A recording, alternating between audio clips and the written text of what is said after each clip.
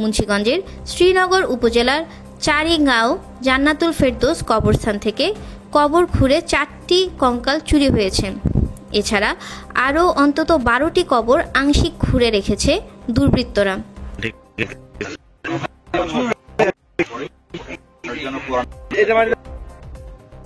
বৃহস্পতিবার 20 ফেব্রুয়ারি গভীর রাতে চোর চক্র এই নেক্কারজনক ঘটনা ঘটিয়েছে বলে জানান স্থানীয়রা।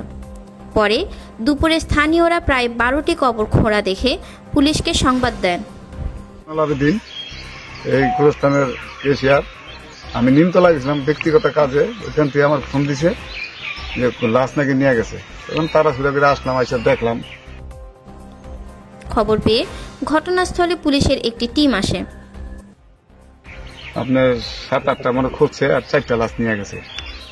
দেখলাম, দেখার পরে সবার ডাক দুঃখ দিয়ে যে আমরা জনগণ সবাই একসাথে আসি, সবাই আসলো। কবরস্থানের 12টি কবর খোঁড়া অবস্থায় দেখা গেলেও 4টি কবর থেকে খুলি চুরি করে নিয়ে যায় চোর চক্র।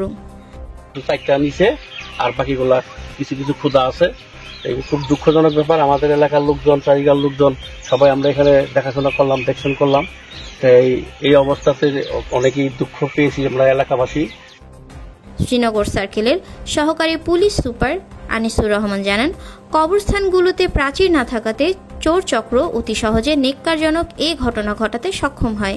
তিনি কবরস্থানের কমিটিকে চারিদিকে প্রাচীর দেওয়ার অনুরোধ করেন।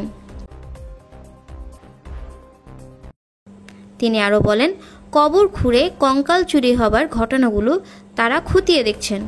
যারা জাদুবিদ্যায় জড়িত কিংবা তন্ত্রমন্ত্রকারীরা খুলিগুলো চুরি করে নিয়ে যায় বলে ধারণা করা হচ্ছে। কবরস্থান থেকে খালি চুরির ঘটনাটি তারা গুরুত্বের সাথে দেখছেন। এই চক্রটিকে আইনের আওতায় আনতে সর্বাত্মক চেষ্টা চালানো হচ্ছে। অতি দ্রুত সময়ে এই চোর চক্র গ্রেফতার করে আইনের আওতায় আনা হবে বলেও জানান এএসপি। প্রসঙ্গত, এর আগে চলতি সপ্তাহে শ্রীনগর উপজেলার পূর্ব বেজগাঁও কবর থেকে 2 দফায় চুরির ঘটনায় 11টি খুলি চুরি হওয়ার ঘটনা ঘটেছে। মুন্সিগঞ্জ থেকে লিটন মাহমুদের রিপোর্ট।